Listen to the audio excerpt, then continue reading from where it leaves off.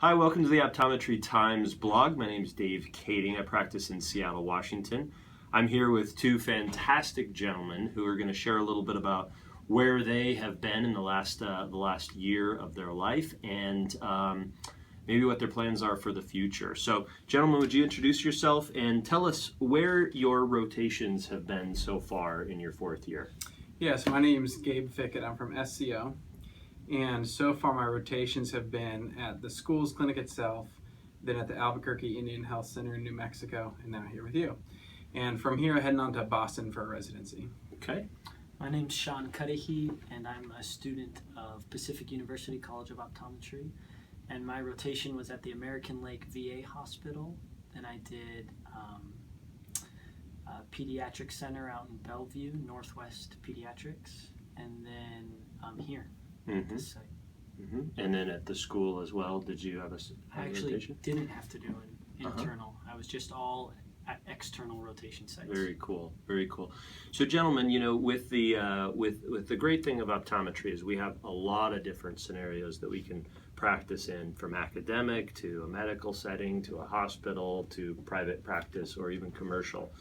Can you tell us some of the advantages of joining in private practice, for instance, that it might bring to you, having both of you been in a private practice scenario here at our practice, and you know, for the people who are listening in, what they may be able to offer and what you've gained from being in a private practice scenario. You want to start? Yes, actually I do. So the biggest thing for me, one of the most impactful things, has been being able to network. I really want to practice in the Northwest, and having somebody that I can look up to as a mentor or maybe eventually a partner or an associate has been really invaluable to me. Developing that, let's say I'm working with David Kading and I really appreciate the dry eye, but maybe it's not the niche I want to do. I have somebody who I trust and who I'm confident referring to.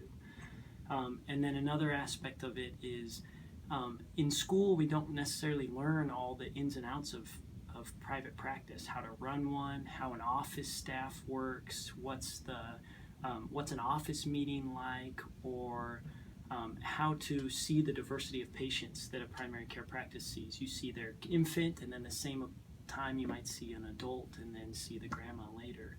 And being able to see those bonds and being able to see how